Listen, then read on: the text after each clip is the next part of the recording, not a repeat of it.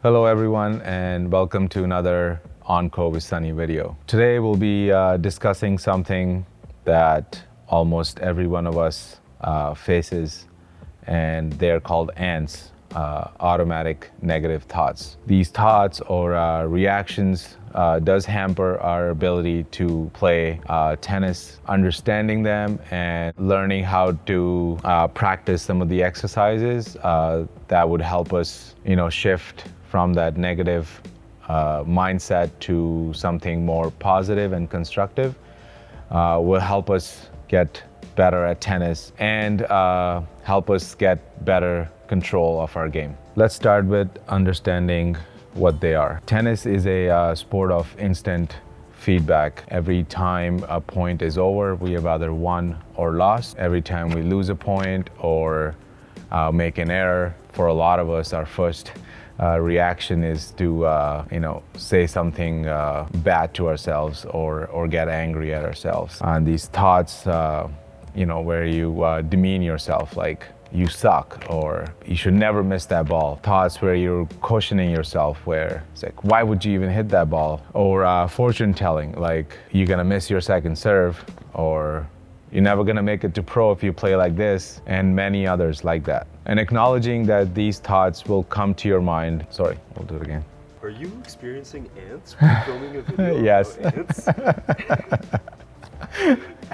Acknowledging that these thoughts will come to your mind is important as well, and understanding that you're not alone, and almost everyone faces these thoughts. And we tend to focus more on that one forehand that we missed, other than the 10 forehands we just made before that. So just remember, you're not alone, and almost everyone faces these thoughts. I remember Roger Federer at Australian Open, I believe it was 2020, where he just won the match against John Millman, and he was down 3-8 in the match tiebreak. After on the on-court interview with Jim Courier, he said he was already thinking about what he was going to say in the press conference. These thoughts were already in his head, and to quote him, he said, "The demons are always there." Someone like Roger, who's played countless matches in stressful situations and is amazing at tennis, as we all know,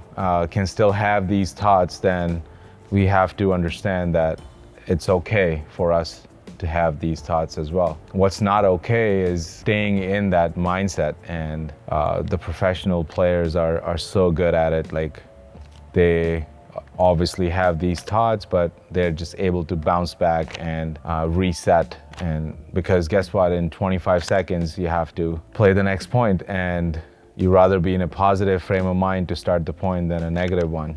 Which brings us to the second part on how to shift our focus from a negative mindset to something more positive and constructive. So number one, focusing on solutions and not problems. For example, if I miss a ball in the net, I can tell myself, all right, let's aim a bit higher. If I'm missing the ball long a lot, I can tell myself, okay, let's put some spin on the ball, let's control that depth. Or if I'm tight, I'm nervous, I can just tell myself to breathe more every single shot, okay? Make sure you exhale. So try to be relaxed instead of just saying something like, well, you suck at tennis, that's why you're missing. And as we all know, we do that. So second, talking to yourself in third person or as a coach. I want you to address yourself with your name and talk to yourself like, imagine you were someone's coach and you're talking to them. For example, like, all right, Sonny, you've been playing well. Let's just keep focusing on the positives. You've been hitting your forehand well. Just keep going. Let's go. We got this. And this is very powerful, because if you think about it, like, we are always a lot more supportive and encouraging to others than we are to ourselves. Like, if somebody else makes mistakes, we're always, good at encouraging them or helping them not getting down on themselves. By removing yourself from that situation and talking to yourself from a perspective of someone who's outside of that situation can really help you get to a more rational solution. Journaling about when the thoughts are coming to you and what triggers the thoughts as well. Ask yourself at what point in a match you start to feel those thoughts, or what are some of the patterns that you see emerging, and then you see the thoughts are coming back. And this will take time because there'll be a lot of different situations that you'll be in. Generally, writing these down will just help you better prepare to when you feel it in a match that, okay, I can see these patterns emerging, and I can feel some of these thoughts coming in. You're able to better respond to the situation rather than react to it. For example, I start feeling these thoughts coming in when I'm started making too many errors on my backhand, or when I am down in a set, or as soon as I go down a break of serve, or it could be any number of things and it could be different for different people. So writing those down will definitely help you. And practicing mindfulness, and that could be any activity that brings you calm. It's different for different people. It could be running, could be swimming, could be going to yoga, could be exercising, could be playing tennis. Novak Djokovic is one of the players that puts a lot of emphasis on mindfulness, and he does a lot of yoga, he does a lot of visualization, which really helps him, visualize how in different scenarios he will respond to different things. And the more calm you are, the more serotonin and dopamine your body produces, which we all know is a good thing. But we will go more into detail on visualization, because I do want to cover that topic for another video, because there is a lot to it.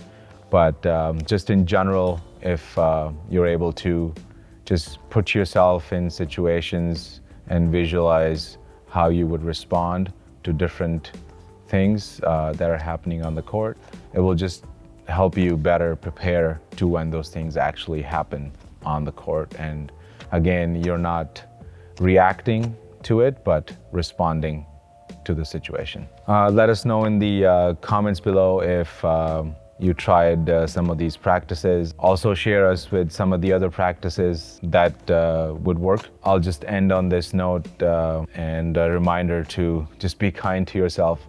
Tennis is a really, really hard game, and just the fact that you're playing tennis and trying to get better at it is a huge accomplishment. So let's just keep getting better and keep playing. Thanks again for watching. I hope you're enjoying the content.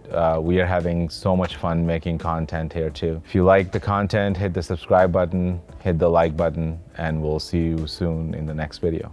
Thank you. Bye.